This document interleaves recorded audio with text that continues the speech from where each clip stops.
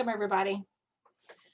Okay, I'm going to go ahead and start, and then once I do the introduction, then I'll start calling on you. So, okay. We hope you enjoyed the films you just watched. My name is Leanne Jones, and I'm on the McMinnville Short Film Festival Board of Directors, and I'll be the host for this Filmmakers Q&A. First, let me welcome the filmmakers that we have here tonight. Thank you so much for joining us, and congratulations. This was a very special block of films to watch. They were so diverse in the way they were made and in their messages. And the first part of the Q&A, I'd like to ask all of you, what was the inspiration for the storyline for your film? And Ron, let's start with you, with Karma Has You. That was a really powerful film to watch. What was the inspiration for your storyline? Yeah, thank you. It was a very old Chinese fable about Buddhism, of course. And I came up with the idea because I saw some very beautiful shadow puppets many years ago, actually, in folk art museum. And I just came up with the idea if I can use this beautiful design of shadow puppets and combine them to my specialty, which is animated arts. To be precise, to be more precise, stop motion animation. So I can use this puppet to create a short film.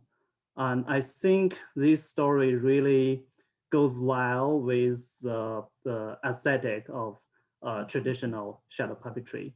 So that's pretty much my idea and the entire inspiration. It was beautifully done. I thoroughly enjoyed it. Thank you. Let's move to Ryan next. Your film, Deep Fears, very relatable to a lot of people having to face their fears. What was the inspiration for your storyline, Ryan? Two reasons. One of them was like extremely personal. One of them was like, friends challenging me. So okay, the first one, yeah, it's gonna get a little dark. Sorry. So yeah, um, it was for my mom. It's like one thing to know about me is that I usually don't draw stuff like this. I don't. I like to draw soldiers. I like to draw action. I like to do all that stuff. But like my mom, she always supported me.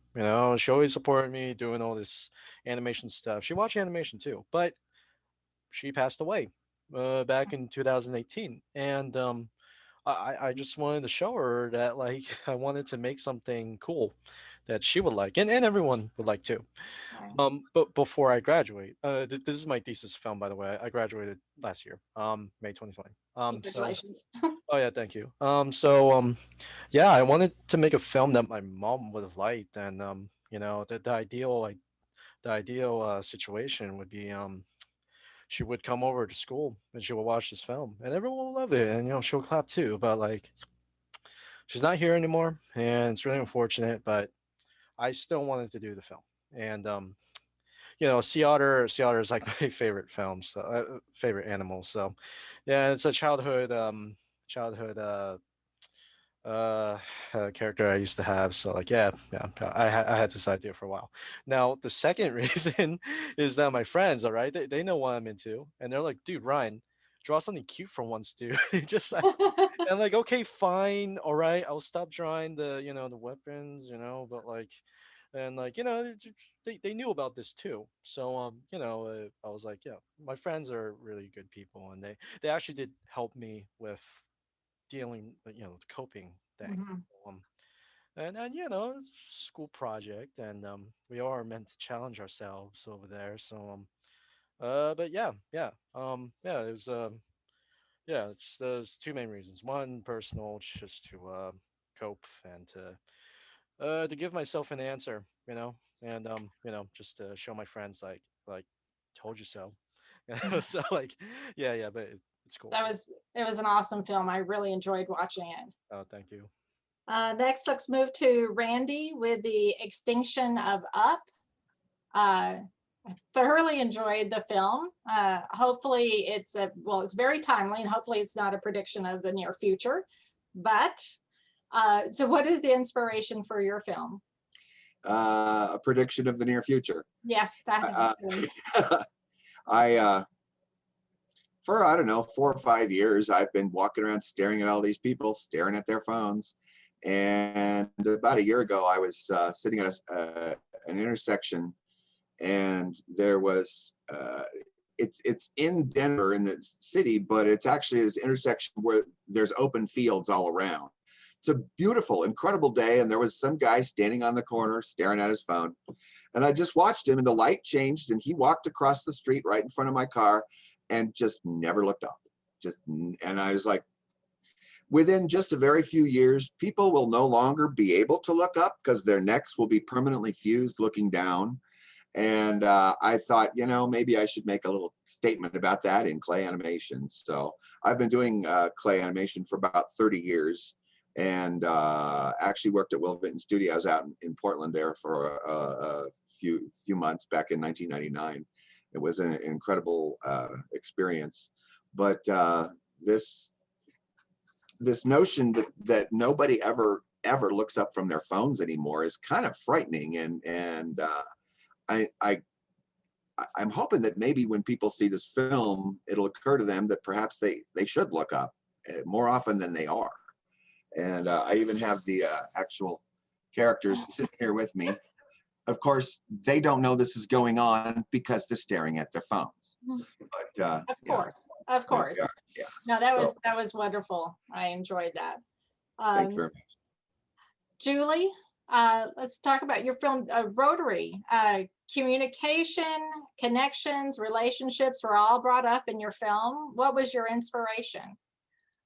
So it's a little bit twisty kind of brain mush that made this film, because I'm also was a part of the class of 2020, unfortunately, and this was my thesis film. And I found myself in the summer before my senior year, I couldn't find, like, discussing with my friends what their films they're predicting to be about. I couldn't find a narrative that I really was like, I'm going to stick with this for 11 months and I'm going to love it the whole way through. And the film I made before was also a vignetted film. So I'm like, I'm going to do this style of vignetted films. And instead of having a story narration that brings it all through, it's vignettes of a similar theme strung together with the little phone line.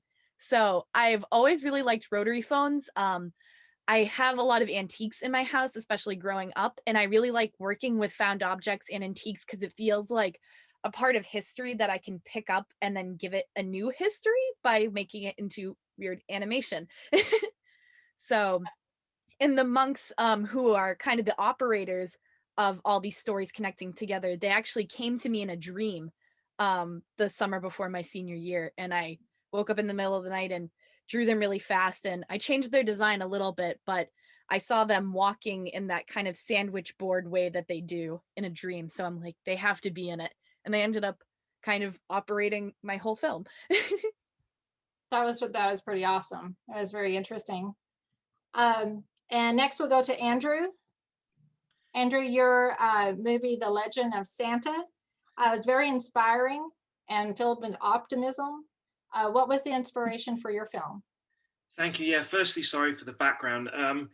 The inspiration was actually based on a children's novel called A Magical Christmas Adventure by a British author called Daniel Collier.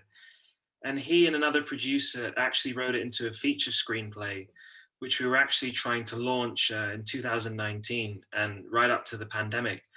So when the pandemic happened, we decided, because there's actually a segment in the feature screenplay that's an animated short film version. So we basically decided to produce that. And in terms of the inspiration, a lot of it sort of was a creative take on the historical research of Saint Nicholas, who was the inspiration for Santa Claus. And he was a real bishop that lived in the 4th century in the Roman Empire. So yeah, that was basically the inspiration. Oh, very nice. Thank you.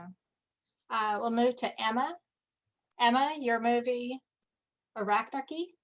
It was actually very fluid and beautiful to watch after I got over the initial shock of the spider. But it's what was the inspiration for your film? I'm anxious to hear. Well, I wrote it with my friend Jack Eagleton, and it was also our thesis project. So we kind of came up with it, and we were trying to, we're both very inspired by like Quay Brothers and Spankmeyer, but we also wanted to have something that, you know, other classmates would be willing to work on. So, and so we were kind of trying to find a way to kind of have it be more relatable and universal. And we kind of started using imagery. We wanted very like tactile, because stop motion is very texture and tactile based. So we wanted something that could be based and could have a lot of like textural imagery.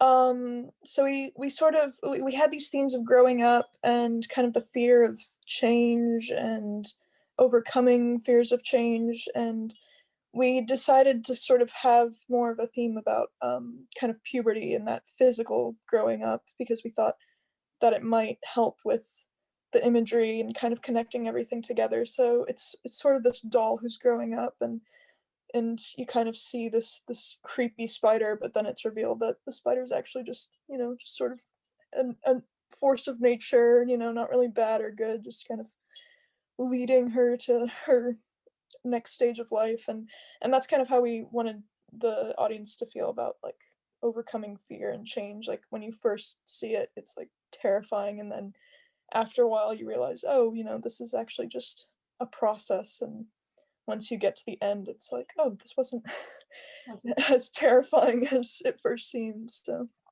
oh, very cool. Well, I'm anxious to watch it again now.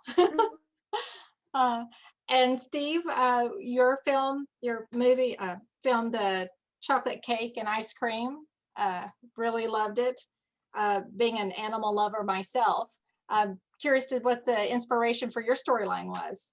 Yeah, sure. The circumstances were really unusual for how this thing came to be. We were at a celebration of life for my nephew who passed away unexpectedly. And we were at my dad's house in Illinois, and most of the guests had left, and my son just came, kind of sat down at the piano and started playing this really sweet, sentimental jingle. And then my identical twin brother started singing Chocolate Cake and Ice Cream, because we had just had dessert, and it was a completely spontaneous thing. And I heard, if I was upstairs, the music kind of filled the house. I ran downstairs immediately because I just loved what I was hearing. And we just sang together for a while. And it just kind of was like a healing moment, kind of like therapeutic. So the next day I was coming back to Oregon, and that little tune, the chorus basically was stuck in my head. I couldn't get it out. And one day commuting to work, it's about a 40-minute drive for me, I started kind of working out the rest of the song in my head. And by the time I got to work, the song was done. That Christmas of 2019, my son and I recorded it. And I loved this song so much that I almost immediately wanted to make a movie. And so I came up with the idea for this dog and cat, chocolate cake, the dog, and ice cream, the cat. And it was really about the feeling of friendship, and then kind of losing, kind of a longing for that friendship because it's lost. And then at the end, just getting back together, and the joy of that.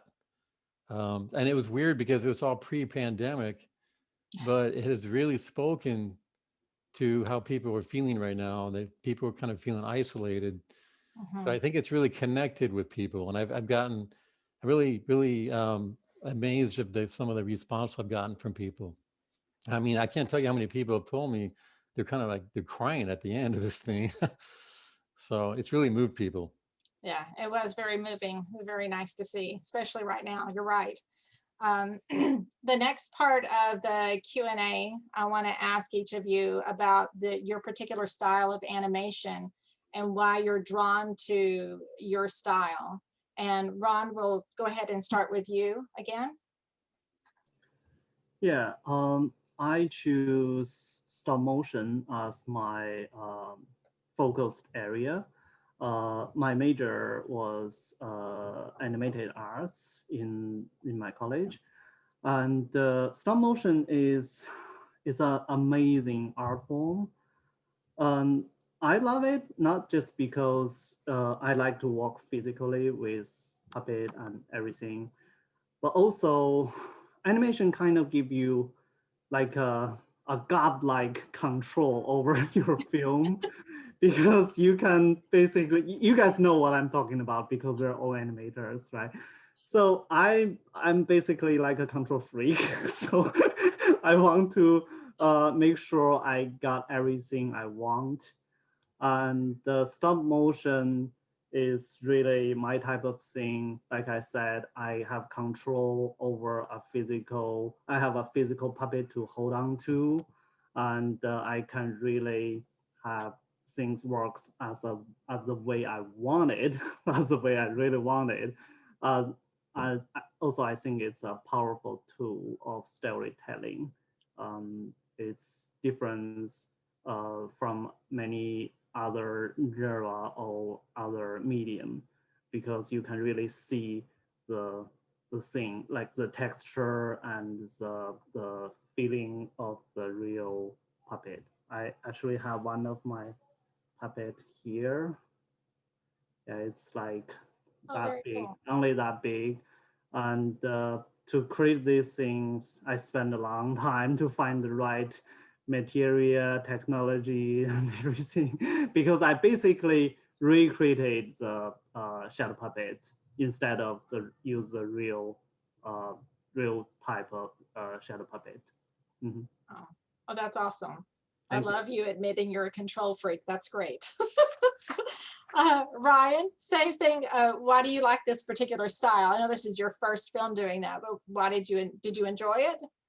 Well, I said earlier that like I did it just to challenge myself to work with like a genre that I don't usually am used to. But since it was like my first film, and since I want to go for storyboarding, not animation, um, I wanted to be practical, you know. So like the characters, okay, they they don't have more than 5 colors to them. Like the crab is like literally like 2 colors. The seal is like 3, 4, and like the otter's like, you know, the main character, so it's like 5, the most one. So like okay, I designed the characters, the environments, and the style of animation to be easy. And I wanted to have the film designed in a way where it's assumed that it's only going to be me that's doing all of it. I mean, you know, it's you know, I don't want to assume that people's going to come over to me like, holy shit, Ryan, I want to work on Deep Fears. It's so great. I'm gonna have like 30 people work. No, all right, and plus I don't have enough budget for that, so I can't do that. But I mean, I did get help. You know, it's on the credits. But like, I designed it to be simple, but effective, and also easy to do. And you know, it's not like pushing boundaries on like animation style. Like, oh my god, no, it's like it's animated on twos. It was animated on TV Paint. It's digital. You could do it at home. It was easy as that. There was no effects. None of it. You know, we don't know how to do that. But like, we did our best with what we knew, what we can do, cheap. You know, because you know we're all students here. But like, yeah. So but yeah, I agree with Ran here. You know, because don't have to deal with actors. You know, the characters, the actors are right there, and you just draw them. You know, so yeah. Oh, very cool. Thank you. Randy, what drew you to this particular style of animation? Ditto. Everything they said. Just Control freak. yeah, totally. And My brother was a really good artist when we were kids, and he drew, but then he also dabbled in this stop motion a little bit. We both loved the old Harryhausen monster movies. And I always wanted to do, you know, that kind of stop motion, but I had no interest or budget to buy all of the materials you need to make the latex creatures and all that stuff. And it's really a toxic smelling nightmare. And so I was like, well, clay is really cheap and easy to get and to put together. And it's again, like they've said before, it's really cool to be able to hold on to your character rather than just trying to draw and figure it out. If you're holding on to it, you know exactly what you know, what you have to work with and how it moves within the frame. And so I always enjoyed sculpting. I enjoyed painting, and I enjoyed, you know, writing music and writing scripts. And stop motion, I realized, was something that I could do to use all of those things. I, you know, paint the backgrounds, I write the music, I you know, can do all of this stuff out of my own home. And I don't have to hassle my friends or family or anybody to come help me make my movie. I have to tell you that a couple of times when the boys would shrug their shoulder or do something with their eyebrows, I totally understood what they were thinking. It was pretty interesting. Thank you. Julie, why do you like the animation style that you're doing? Yeah, so I feel like you know those moments in life where you're just like, this is what I was put on earth to do, and how did I not see this being the way? Is that's how I kind of feel with stop motion, because when I first went to college, I'm like, I'm gonna be a 2D animator and a character designer. And then I came out as an experimental stop motion animator, and like looking back, like stop motion makes me feel like a kid again. Because when I was a kid, my parents would always yell at me and say, don't play with the decorations. But I took all the ornaments off the tree and played with them. And I was constantly with Barbies. And like, even from the fabrication side, I had a corner of my room that was stacked to the ceiling with pieces of cardboard I just really liked. And like, I'm just like, I'm going to use that someday. And that's all kind of followed me into adulthood with this sense of fabrication. And stop motion is exactly like playing with dolls. And I love that. And I love the sense of putting your personality through a living, like making something that is real and then making it move, like that godlike sense that we were talking about. And also I struggled a lot with 2D because there's so many more added principles of animation that I felt like was getting in the way of me truly focusing on the craft. Things like having your characters on model. Rotation was really hard. Making sure they had the same mass, I felt like was getting in the way of me truly expressing the movements and stuff like that. And I also have a really hard time focusing on a lot of things, and things on screens and reading is really hard for me, but I can kind of hyper fixate on something that I'm holding. Something that has texture to it is really easy for me to connect with. So I felt like I was also able to connect better with it. And also I do like stop motion a lot more because I feel like it keeps me not sitting for very long, because when you're doing stop motion, you contort yourself in weird ways and you're moving rigs and you're moving lights.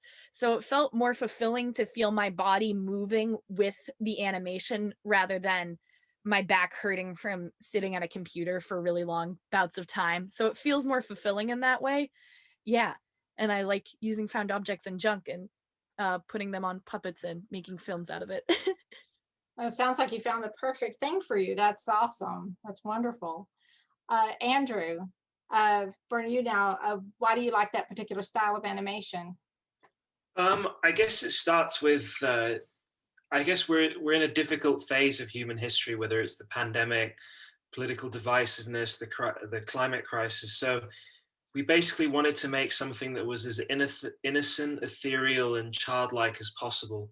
Something that could be like an escapism for people. So we went with a style inspired by a lot of classic Christmas films, and basically it was something that people could just watch and forget about their problems for a few minutes. And we sort of integrated a watercolor style as well.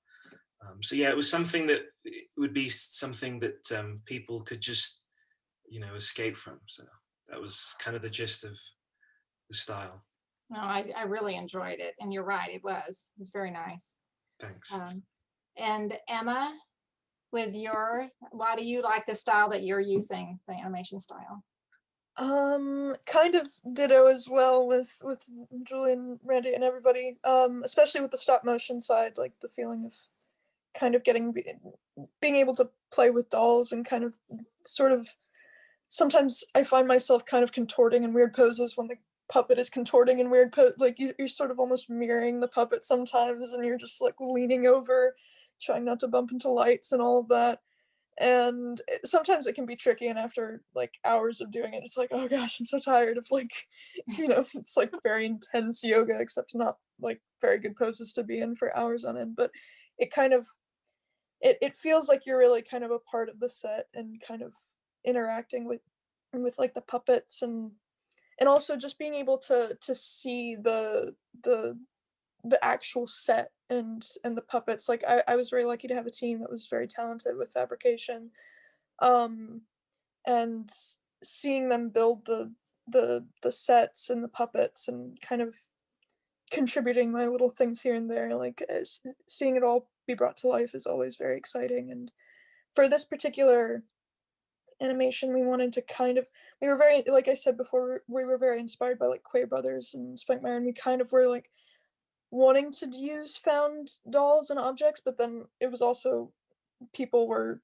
needing portfolio things, so like if we did the found objects, they might not have a very good portfolio, so we sort of compromised and kind of mixed the styles together, so which I kind of enjoy at the end, because you can kind of see everybody's little touches here and there, and kind of how their different styles contributed to the film, and so it kind of made it look nice, even though it wasn't like the classic found object doll and found objects around. It was kind of actually made with Sculpey and actual wood and all of that. But Yeah, she was beautiful. Yeah.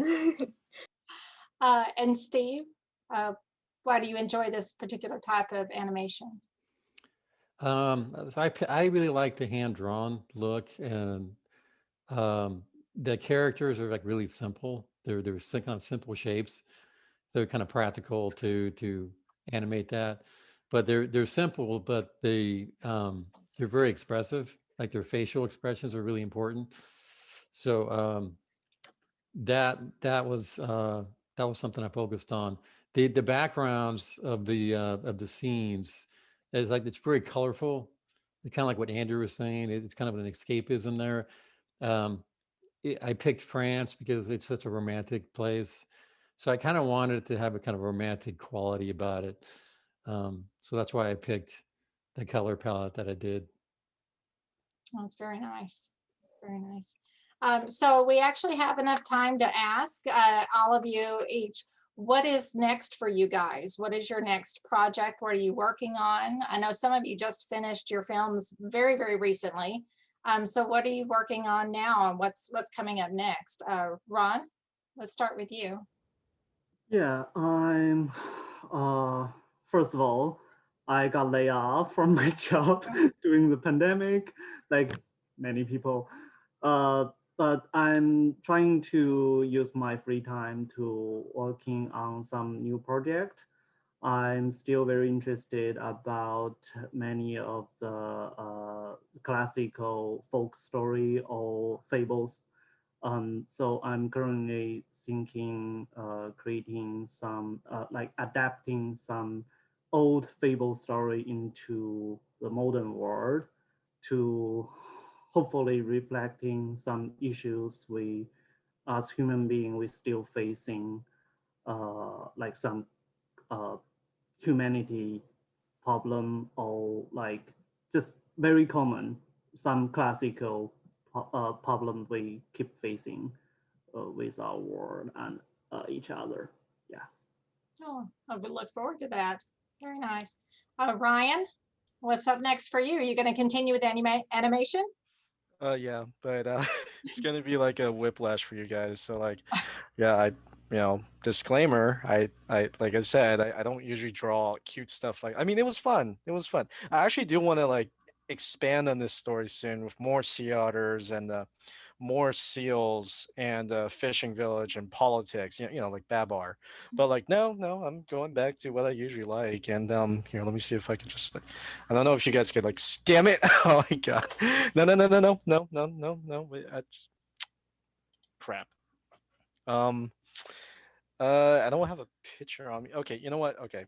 It's basically like an action thing. Like it's an action like kung fu like vigilante gangster thing. It'll have everything that I love. Asians, guns, and Californian city stuff, Yeah, it's great. It's like the cartoon Kim Possible, and Quentin Tarantino directed Kim Possible. Oh my and goodness. and it's the character's not in high school, she's in college, so like up a level there, and like yeah, just contemporary Asian American issues, good, bad, and ugly. I'm ABC, by the way. I'm Taiwanese, born here in California, and unique problems here and there. And yeah, I'd like to say a few things and stuff, but I'm not abandoning D Fears. No, like again, this is like my first film. It's not the best. I would love to like add shading and voice acting. I mean, the protagonist will not be voice acted, no, because protagonist. But like, I would like action. I like Akira and the kung fu movies, and I'm actually working on it right now. I got the voice acting team. I got some guy helping with the social media. I'm the only artist, unfortunately, because it's a personal project. But like, Oh, but yeah, got some good help, and so excited to finish it maybe this year. So yeah. very cool. Oh, that sounds awesome. Brandy, what's next for you? It's kind of hard to say. I had right literally the moment I finished this film, I had a computer failure, and I have not been able to get that thing up and running again. So it's going to be another month before I get that. And I haven't really been thinking much about animation. I've considered using these two same characters and doing a super short, like 30-second bit that I've got in my head that I was going to include in this film, but decided it would be too distracting to the point I was trying to make. But I may do another very quick little piece with these same two characters.